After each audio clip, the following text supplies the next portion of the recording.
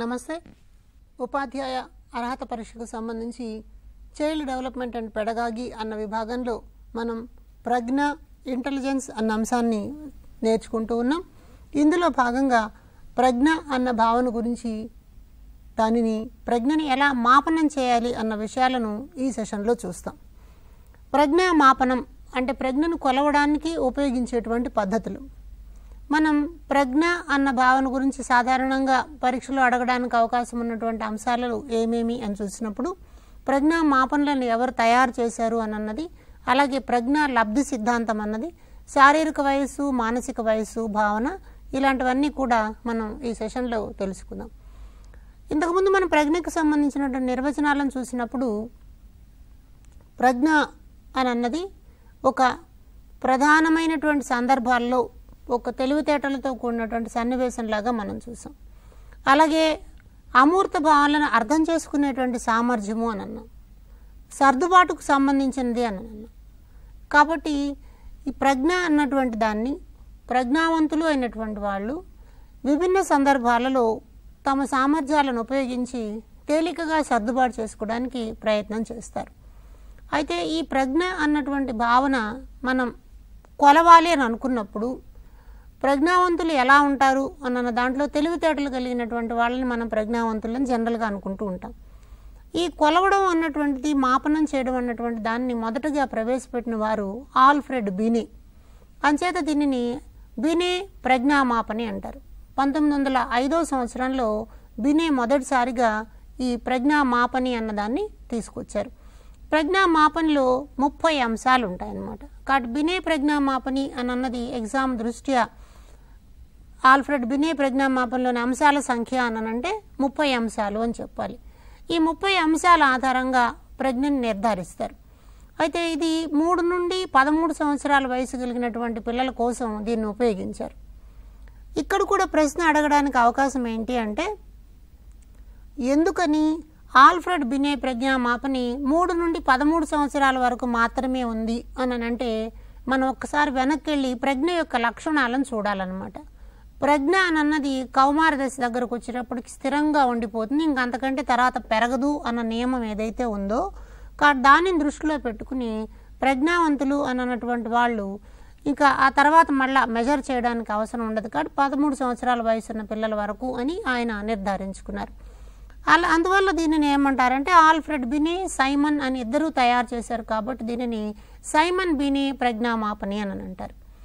అయితే ఆ తర్వాత కాలంలో 2000 తర్వాత మన 1916లో లూయిస్ టెర్మన్ అనేటువంటి మనోవైజ్ఞానికుడు దీనిని ఇంకొంచెం విస్తృతపరిచాడు. ఈయన స్టాన్ఫోర్డ్ యూనివర్సిటీలో ఉండేవాడు. అంచేత దీనిని స్టాన్ఫోర్డ్ బినే ప్రజ్ఞామాపని అని చెప్పి పిలవడం మొదలైంది. ఇందులో 90 అంశాలు ఉన్నాయి. ఇక్కడ కొంచెం క్లారిటీ చూడండి. సైమన్ బినే ప్రజ్ఞామాపనలోనేమో 30 అంశాలు ఉంటాయి, స్టాన్ఫోర్డ్ బినే ప్రజ్ఞామాపనలో 90 అంశాలు ఉంటాయి. సైమన్ బినే ప్రజ్ఞామాపని మనకి ఆల్ఫ్రెడ్ బినే ప్రతిపాదించినటువంటి ప్రజ్ఞామాపని 3 నుండి 13 సంవత్సరాల వయసు వరకు ఉంటే, ఇది 3 నుండి 14 సంవత్సరాల వయసు కలిగిన పిల్లలకు నిర్దేశించి ఉంటుందన్నమాట. కాబట్టి ఇలాంటి ప్రజ్ఞామాపని ద్వారా మనం ఏం చేస్తాము అంటే ప్రజ్ఞా లబ్ధి అన్న దాన్ని లెక్క పెడతామన్నమాట.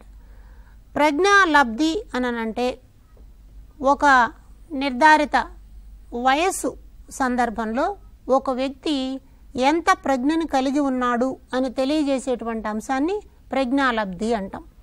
అంటే ప్రజ్ఞాలబ్ధి అన్నటువంటి ఒక భావన, అసలు దాన్ని మనం ఇంటెలిజెంట్ కోషంట్ అంటాం, లేదా ఐక్యూ అంటాం అనమాట. ఈ ఇంటెలిజెంట్ కోషంట్ లేదా ఐక్యూ అన్నటువంటి భావనని మొట్టమొదటి ప్రవేశపెట్టిన వాడు స్టెర్న్ అనేటువంటి మనోవైజ్ఞానికుడు. కాబట్టి స్టెర్న్ ప్రకారం ప్రజ్ఞాలబ్ధి అన్న దాన్ని మనం చూడొచ్చు. అయితే ప్రజ్ఞాలబ్ధి లెక్క పెట్టాలి అంటే 2 రకాలైనటువంటి ప్రమాణాలు మనకు కావాలి. వాటిల్లో ఒకటి మనం శారీరక వయస్సు అంటాం, రెండవది మానసిక వయస్సు అంటాం. శారీరక వయస్సు అంటే వ్యక్తికి పుట్టుక ద్వారా వచ్చేటువంటి వయసు. ఒక వ్యక్తి 2000 సంవత్సరంలో పుట్టాడు, ఇప్పటికి అతని శారీరక వయసు ఎంత అంటే ఇప్పుడు 2022 కాబట్టి 22 సంవత్సరాలు అని చెప్తాం. దానిని మనం శారీరక వయసు అంటాం. అయితే ప్రజ్ఞాలబ్ధిని లెక్క పెట్టడానికి కావాల్సిన మరొక వయస్సు ఉంటుంది. దానిని మనం మానసిక వయస్సు అంటాం, మెంటల్ ఏజ్. ఈ మానసిక వయస్సు అన్నటువంటి భావన మొట్టమొదటి చెప్పిన వాడు ఎవరు అంటే ఆల్ఫ్రెడ్ బినే. ఇవన్నీ ఎగ్జామ్లో కొంచెం ఇంపార్టెంట్ ఏరియాస్. ప్రజ్ఞాలబ్ధి అన్న భావనను ప్రవేశపెట్టినటువంటి వాడేమో స్టెర్న్. మానసిక వయస్సు అన్నటువంటి భావనను ప్రవేశపెట్టినటువంటి వారు ఆల్ఫ్రెడ్ బినే అన్నమాట. కాబట్టి మానసిక వయస్సు అనంటే ఒక వ్యక్తి మనోవైజ్ఞాన పరీక్షలో అంటే ప్రజ్ఞా పరీక్షలో పాల్గొన్నప్పుడు ఎన్ని రకాలైనటువంటి అంశాలకు సమాధానం చెప్పగలిగాడు అన్న దాని ఆధారంగా మనము దీన్ని నిర్ధారిస్తాం అన్నమాట, మానసిక వయస్సు అన్నదాన్ని. సాధారణంగా ప్రజ్ఞా పరీక్షలలో ఒక్కొక్క అంశాన్ని 2 నెలల కాలంతో చూస్తూ వస్తారు. 2 నెలల కాలంతో లెక్క పెడతారు. కాబట్టి 1 సంవత్సరానికి సంబంధించి ఆయన ఇచ్చినటువంటి పనులలో 3 పనులు చేసినట్లయితే 6 నెలల మానసిక వయస్సు కలిగిన వాడు అంటాం. అంటే ఉదాహరణకు ఒక 7 సంవత్సరాల పిల్లవాడికి ప్రజ్ఞా పరీక్ష పెట్టినప్పుడు అతను 7 సంవత్సరాల వయసులో ఉన్న అన్ని అంశాలను చేసి 8వ సంవత్సరంలో ఉన్నటువంటి అంశాలు ఒక 2 చేశాడు అనుకుందాం. అప్పుడు ఆయన మానసిక వయసు 7 సంవత్సరాల 4 నెలలు అవుతుందన్నమాట. అలా కాకుండా ఒక 7 సంవత్సరాల పిల్లవాడికి ప్రజ్ఞా పరీక్ష పెడితే 7 సంవత్సరాలకి చేయలేక 6వ సంవత్సరంలో మాత్రమే ఒక 5 అంశాలు చేశాడు అనుకుందాం. కాబట్టి అతని ప్రజ్ఞాలబ్ధి ఏమవుతుంది, 5 చేశాడు కాబట్టి 5 రెళ్ళు 10, 5 సంవత్సరాల 10 నెలలు అవుతుందన్నమాట. అంచేత మానసిక వయస్సు అన్నటువంటి భావనని, మానసిక వయస్సును లెక్క పెట్టడాన్ని మనం పరీక్ష దృష్ట్యా గమనించాలి. ఒక అంశానికి 2 నెలల ప్రమాణాల కింద దాన్ని లెక్క పెడతారనమాట. కాబట్టి మానసిక వయస్సు వచ్చిన తర్వాత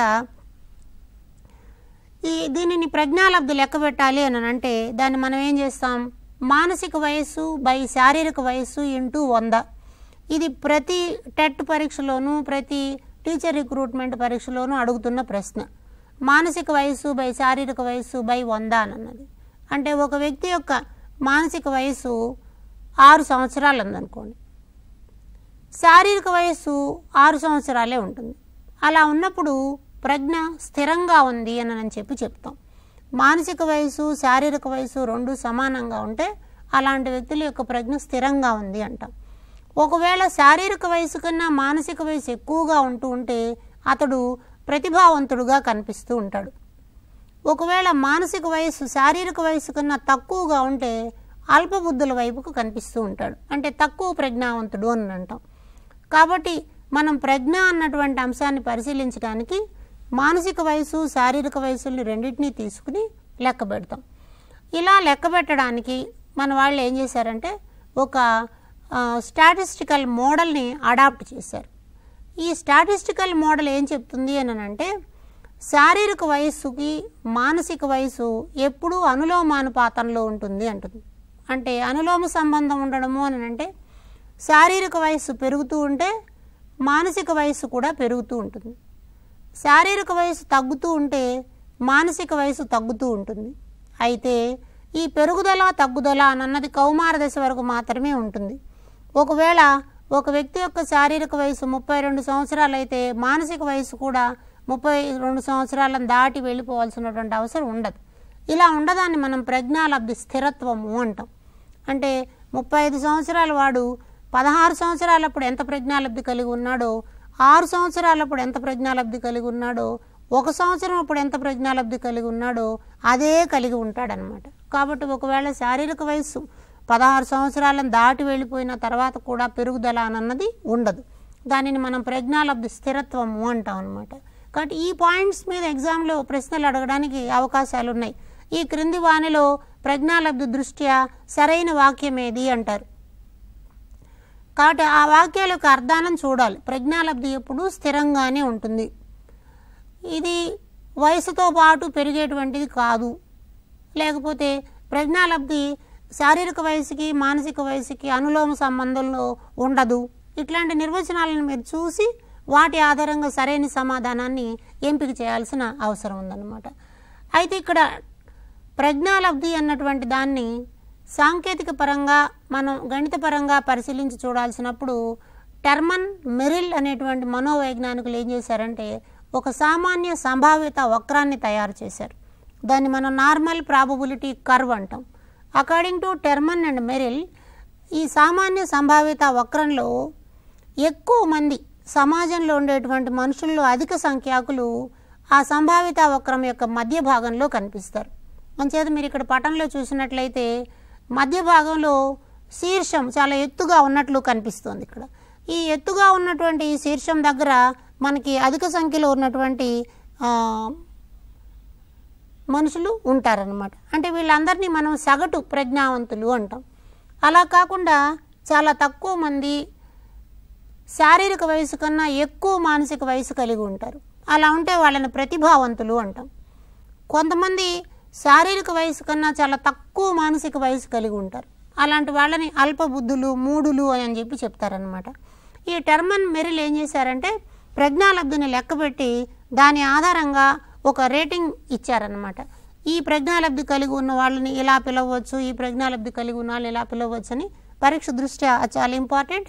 ఆ అంశాన్ని ఒకసారి పరిశీలిద్దాం. ఒకసారి ఇక్కడ టేబుల్ చూడండి. టెర్మన్ మెరిల్ ప్రతిపాదించినటువంటి ప్రజ్ఞాలబ్ధి యొక్క వర్గీకరణ.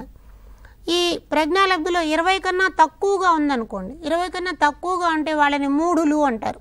వీళ్ళలో తీవ్ర బుద్ధిమాంద్యత ఉంటుంది. అంటే ఈ తీవ్ర బుద్ధిమాంద్యత ఉండడం వల్ల వాళ్ళు ఎలాంటి అభ్యసన ప్రక్రియలోనూ పాల్గొనలేరు. టోటల్గా ఇతరుల సహాయానికి గురవుతారు. కాబట్టి చాలా తక్కువ ప్రజ్ఞాలబ్ధి వీళ్ళ దగ్గర కనిపిస్తుంది. ఇలాంటి వాళ్ళు సమాజంలో 1.5% వరకు ఉంటారు అన్నది టెర్మన్ మెరిల్ మాపనం ద్వారా మనకు అర్థమవుతుందన్నమాట. అలాగే 20 నుంచి 50 ప్రజ్ఞాలబ్ధి ఉన్నటువంటి వాళ్ళని బుద్ధిహీనులు అంటాం. బుద్ధిహీనులు అంటే వీళ్ళకి మిత బుద్ధిమాన్యత అంటే తక్కువ కొంచెం. దీన్ని మనం ట్రైనబుల్ మెంటల్లీ రిటార్డ్నెస్ TMR అని పిలుస్తాం. ట్రైనబుల్ మెంటల్లీ రిటార్డ్నెస్ అంటే వాళ్ళకు కొంత శిక్షణ ఇవ్వడం ద్వారా వాళ్ళ పనులు వాళ్ళు చేసుకోగలుగుతారు. మనకి ఇంతకుముందు కాలంలో సమ్మిళిత విద్య CWSN అన్నటువంటి దానిలో బుద్ధిమాన్యము కలిగినటువంటి పిల్లలకు హోమ్ బేస్డ్ టీచింగ్ అని, తర్వాత భవిత అన్నటువంటి సహాయ కేంద్రాల ద్వారా వాళ్ళకి శిక్షణ ఇవ్వడం అన్నది జరుగుతుందన్నమాట. ఇలాంటి వాళ్ళని మనం బుద్ధిహీనులు అని అంటాం. వీళ్ళు 20 నుంచి 50 ప్రజ్ఞాలబ్ధి కలిగి ఉంటారు. వీళ్ళు సమాజంలో 2.3% దాకా ఉండడానికి అవకాశం ఉంది అని ఆ సాంఖ్యక శాస్త్ర సమాచారాలు మనకు తెలియజేస్తున్నారు. అలాగే లెర్నబుల్ మెంటల్లీ రిటార్డ్నెస్ అంటే అల్పబుద్ధులు అని అంటాం. ఈ అల్పబుద్ధులు అన్నటువంటి వాళ్ళ ప్రజ్ఞాలబ్ధి 50 నుంచి 70 వరకు ఉంటుంది. వీళ్ళు మన సాధారణ తరగతి గదిలో అందరి పిల్లలతో పాటు కలిసి నేర్చుకోవడానికి అవకాశం కలిగి ఉంటుందన్నమాట. అంటే వీళ్ళకి ప్రజ్ఞ లబ్ధి 50 నుంచి 70 వరకు ఉంటుంది. కాబట్టి చాలా వరకు భాష, గణితపరమైనటువంటి అంశాలని నేర్చుకోగలరు.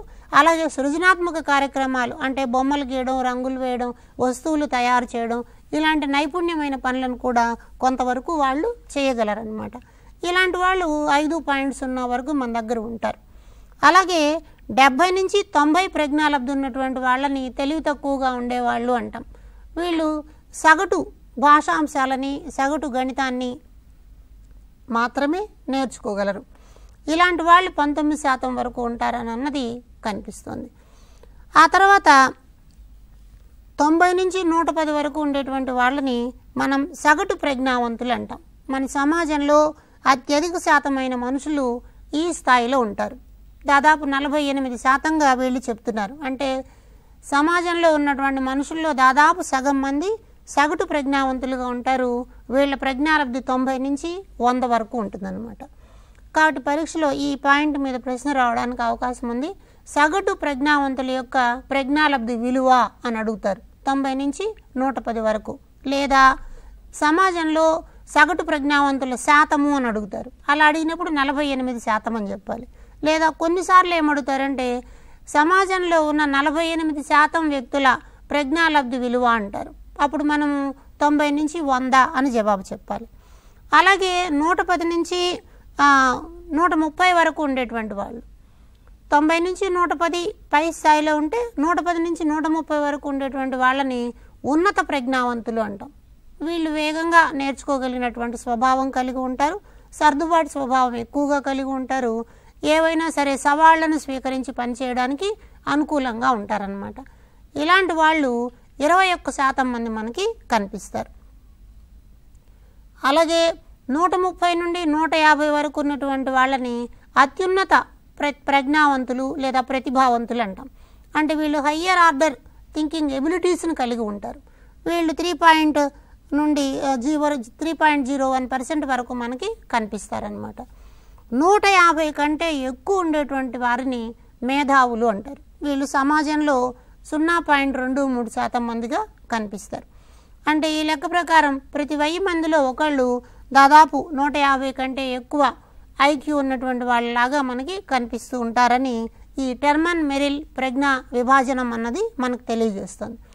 కాబట్టి పాఠశాలలో దీనిని అన్వయం చేసుకొని చూసినప్పుడు సగటు ప్రజ్ఞావంతులు అన్నటువంటి వాళ్ళు మనకి బడిలో ఎక్కువ మంది ఉంటారు. అదే సందర్భంలో మన పాఠశాలలో ఉన్నత అత్యున్నత ఉండొచ్చు, మేధావులు కూడా ఉండొచ్చు. అదే సమయంలో తెలివి తక్కువ వాళ్ళు, మందబుద్ధులు కూడా ఉండొచ్చు అన్నమాట. కాబట్టి అల్పబుద్ధుల నుంచి ప్రారంభమై ఎక్కువ మేధావిత్వం కలిగినటువంటి దాకా విస్తరించిన ఈ క్రమంలో మనకి పాఠశాల అభ్యసన అనుభవాలు కల్పించాల్సిన అవసరం ఉంది. కాబట్టి టెర్మన్ మెరిల్ ప్రజ్ఞా విభాజనం అన్నది వైయక్తిక బోధనా విధానాలకు ప్రాధాన్యతనిస్తుంది. అంటే వారి సామర్థ్యాల మేరకు, వారి ప్రజ్ఞా లబ్ధి మేరకు అభ్యసన కృత్యాలని అందించాల్సిన అవసరం ఉంది అని మనకి ఇక్కడ తెలుస్తుంది. కాబట్టి పరీక్ష దృష్టిలో ఈ పాయింట్ చాలా ఇంపార్టెంట్, టెర్మన్ మెరిల్ ప్రజ్ఞా విభాజనం అనేది. అలాగే మరొక ముఖ్యమైనటువంటి అంశాన్ని ఇక్కడ మనం గమనించే ప్రయత్నం చేద్దాం. దాన్ని మనం ప్రజ్ఞని మాపనం చేయడానికి రకరకాలైనటువంటి పరీక్షలను ఉపయోగించేటువంటి పద్ధతి. దానిని మనం ప్రజ్ఞా పరీక్షలు అంటాం. మన పరీక్ష దృష్ట్యా ఇక్కడ కూడా ప్రశ్నలు అడగడానికి అవకాశం ఉంది. ఒక వ్యక్తి యొక్క ఇంటెలిజెన్స్ లేదా ప్రజ్ఞని మాపనం చేయాలి అని అంటే మనకి పరీక్షలు పెట్టడం అన్నది తెలుసు. అయితే ఈ పరీక్షలు సాధారణంగా మనం ఏం చేస్తూ ఉంటాం, వారి యొక్క రాత పరీక్ష రూపంలో సమాచారాన్ని తీసుకుంటాం. అయితే ప్రజ్ఞని లెక్క పెట్టాలి అంటే ఇలా వీలు కాదు. దాన్ని మనం ఏం చేస్తాం, రకరకాలైనటువంటి ప్రత్యేక మానసిక సామర్థ్య పరీక్షల ద్వారా వ్యక్తి యొక్క ప్రజ్ఞను కొలుస్తాం. అందుకని ఇక్కడ ప్రజ్ఞా పరీక్షల్లో ప్రధానంగా ఏముంటాయి, ఆలోచన, వివేచన, సంస్థా పరిష్కారం, భాషా అవగాహన, ఇలా రకరకాలైనటువంటి మానసిక సామర్థ్యాలని మనం మాపనం చేస్తాం అన్నమాట.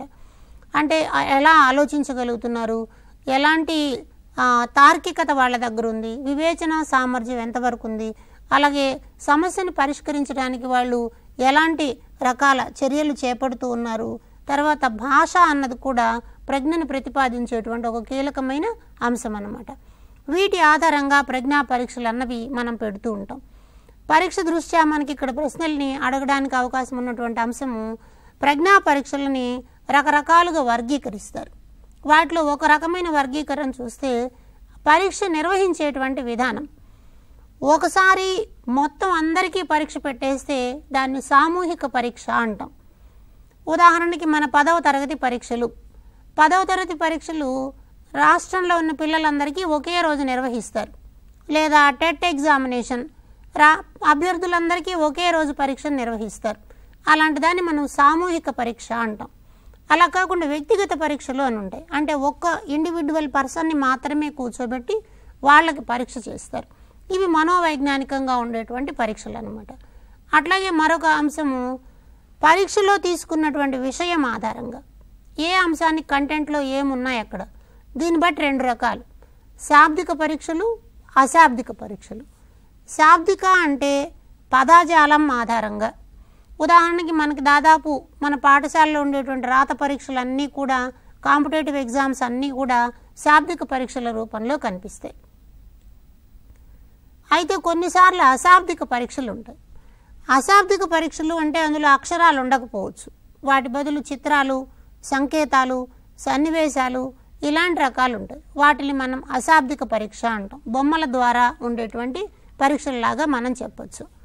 అలాగే పరీక్షలో వ్యక్తులు ఇచ్చేటువంటి ప్రతిస్పందన, ఎట్లా వాళ్ళు రెస్పాండ్ అవుతారు, వాటిలో మనం పేపర్ పెన్సిల్ ద్వారా రెస్పాండ్ అవుతారా, అంటే రాయడం ద్వారా రెస్పాండ్ అవుతారా, నిష్పాదన అంటే చెప్పడం లేదా చెయ్యడం, అడిగినటువంటి ప్రశ్నకి ఓరల్ రెస్పాన్స్ ఇస్తారా, యాక్షన్ చేస్తారా, ఇట్లాంటి వాటి వల్ల మనం అక్కడ నిష్పాదన పరీక్షలుగా అంటాం.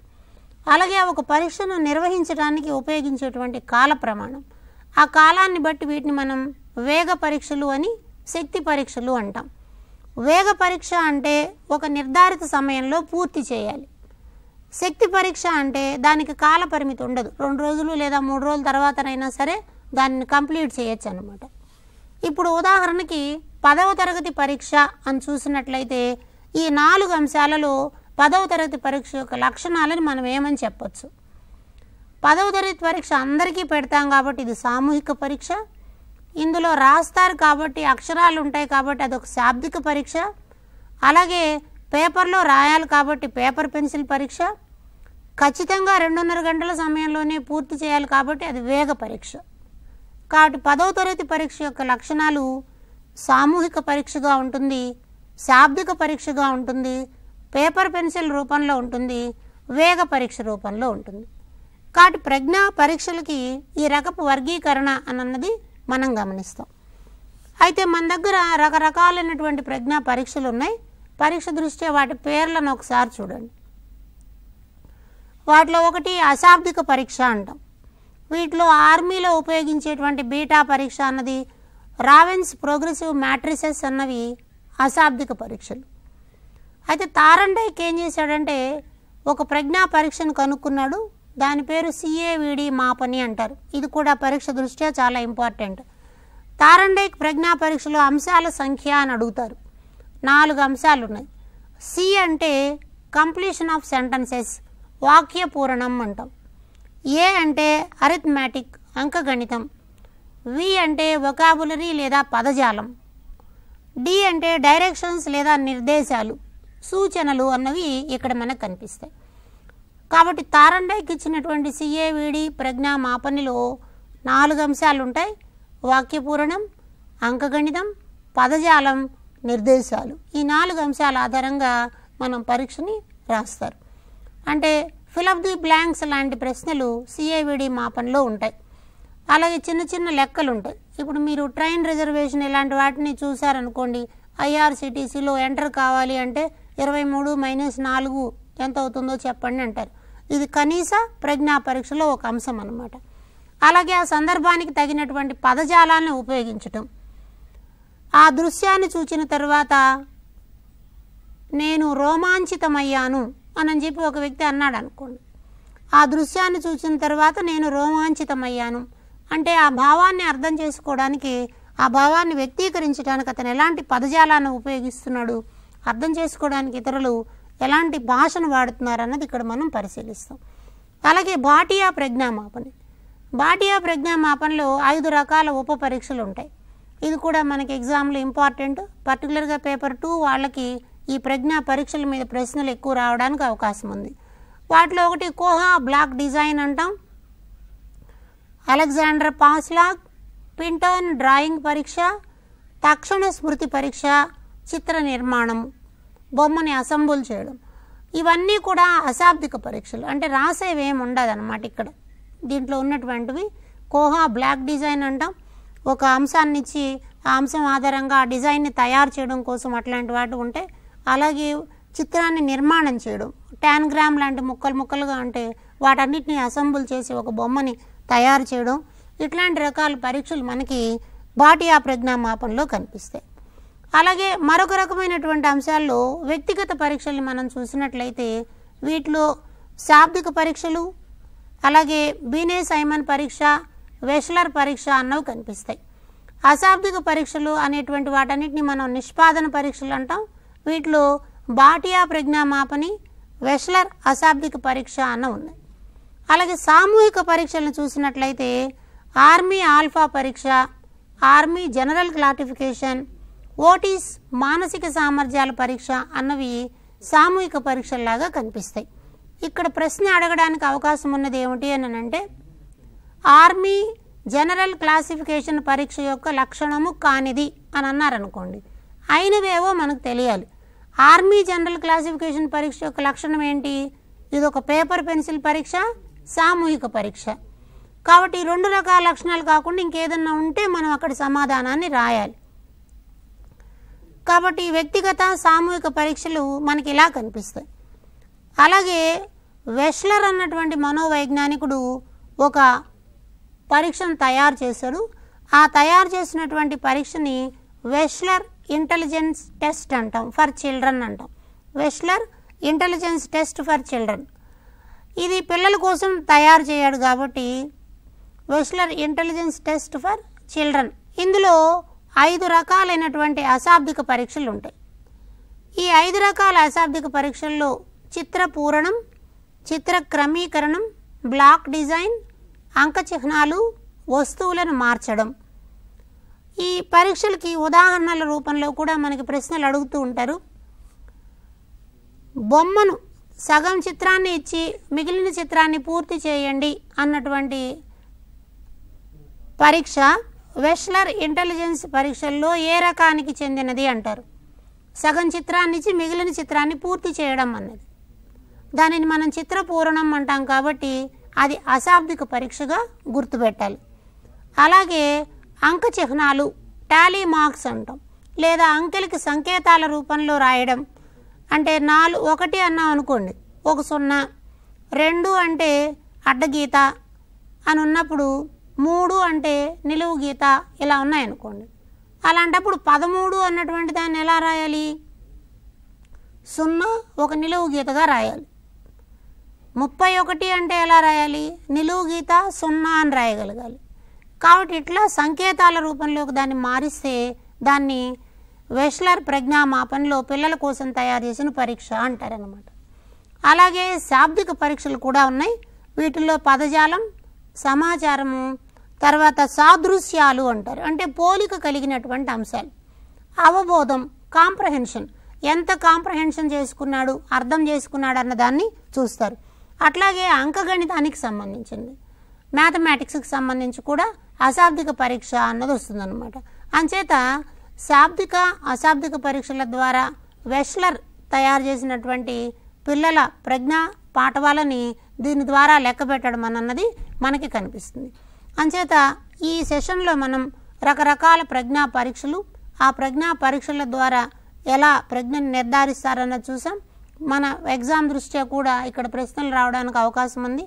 అంచేత మొత్తంగా మనం పరీక్ష యొక్క తత్వాన్ని బట్టి అది శాబ్దికమా అశాబ్దికమా, సామూహికమా వ్యక్తిగతమా, కాల పరీక్షలాగా ఉంటుందా వేగ పరీక్షలాగా ఉంటుందా అన్నదాన్ని నిర్ధారించుకోవాలి. కాబట్టి ఇక్కడ అప్లికేషన్ తరహా ప్రశ్నలు రావడానికి అవకాశం ఉంది. కాబట్టి ఆ పరీక్ష యొక్క స్వభావాన్ని దృష్టిలో పెట్టుకుని మనం సమాధానం రాయాలి. ఉదాహరణకు ఇందాక మనం అనుకున్నట్టు మన 10వ తరగతి పరీక్ష అనగానే దాన్ని ఏం చెప్పాలి?